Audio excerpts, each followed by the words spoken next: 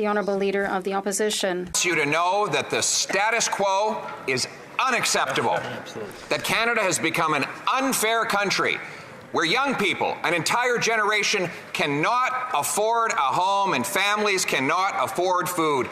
And if he finds out who's been running this place for the last 9 years, there will be hell to pay.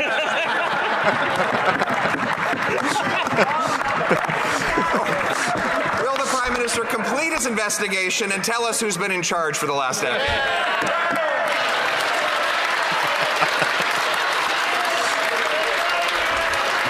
The Right Honourable Prime Minister. When we first got elected, we raised taxes on the wealthy.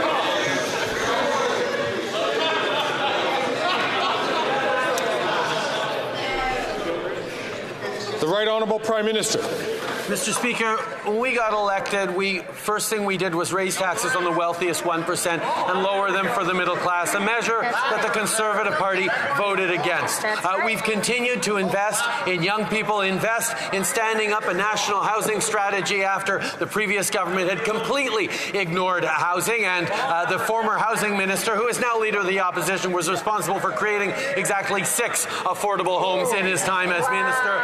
We've continued to invest, and we're going to continue to make sure that the economy is fair for every generation, and that means asking the wealthiest to pay a little more so we can put more money in the pockets of the middle class.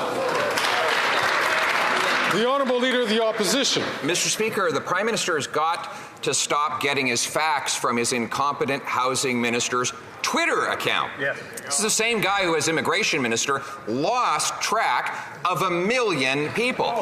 When I was housing minister, we built 92,782 new apartment units with an average rent of $973. How many apartments will the Prime Minister build at the price of $972 a month this year? Hear, hear. The Right Honourable Prime Minister. Mr. Speaker, our housing plan is the most ambitious and comprehensive in Canada's history, and will unlock close to 4 million homes by 2031. This happens because we're working with municipalities, we're working with provinces to increase the levels of ambition.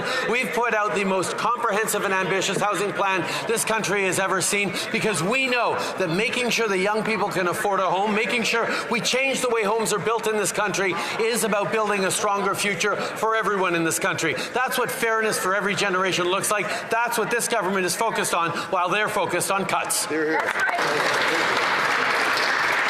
Honourable Leader of the Opposition. Well, we will cut the rent. When I was Minister of Housing, we paid half as much for rent in Canada that we pay today. And on that question of his ambitious housing plan, I decided to read all about it in their 2015 platform. They said, "We will make it easier for Canadians to find an affordable place to call home." That was 9 years ago. Wow. They doubled the cost since that promise was made, and then they repeated the promise yesterday. Why do we expect the same promise with the same programs and the same Prime Minister to be kept this time? The Right Honourable Prime Minister.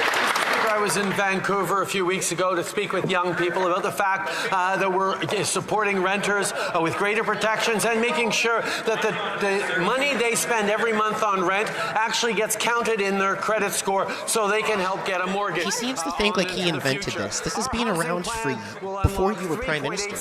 Rent counts towards credit. You just have to apply for it. By reforming zoning, by lowering costs of home building, by using public lands and vacant government offices for housing.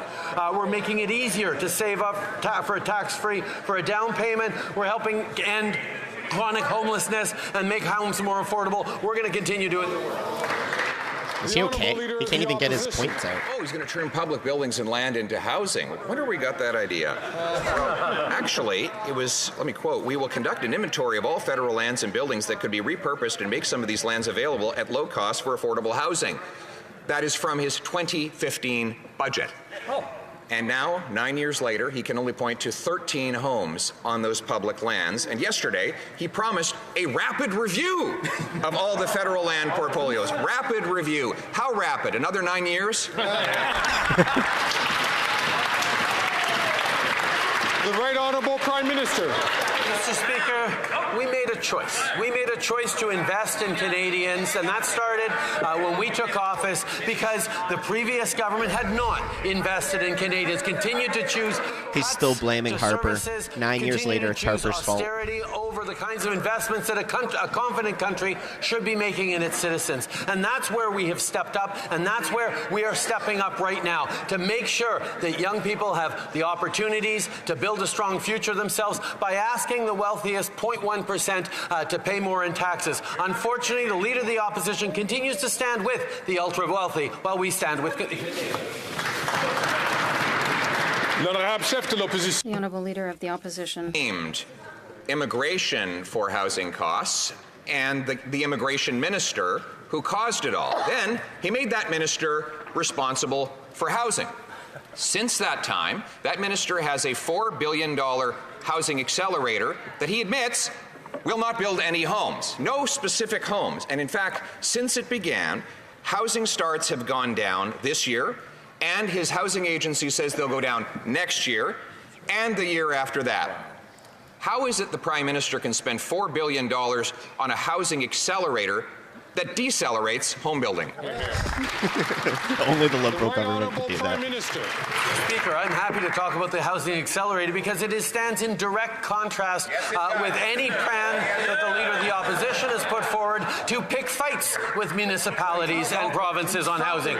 We're actually stepping up with investments that are allowing for more densification, for 4 units as of right, to make sure there's better use of public lands, including by municipalities and provinces, by making sure we're changing the math around building affordable homes to unlock millions of homes over the coming years. This is the work that we're doing right across the country with people who are ambitious about solving the housing crisis. If the Leader of the Opposition doesn't want to help solve it, he needs to keep getting out of the way.